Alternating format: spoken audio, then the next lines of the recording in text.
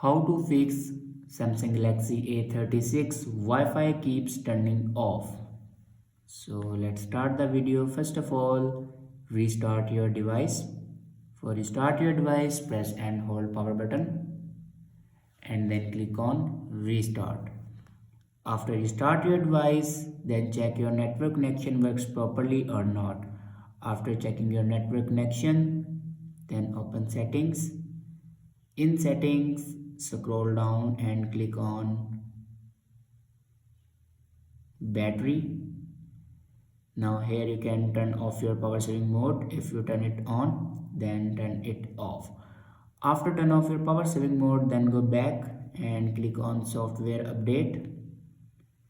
And here you can check your latest version will be updated or not. If it doesn't update to latest version, then update it to latest version. After updating a latest version, then go back and click on general management and then scroll down and click on reset. Now here you can see the option reset Wi-Fi and Bluetooth settings. Now click on it and then click on reset settings. After reset the Wi-Fi and Bluetooth settings, your problem will be fixed. I hope this video is helpful for you. Thanks for watching.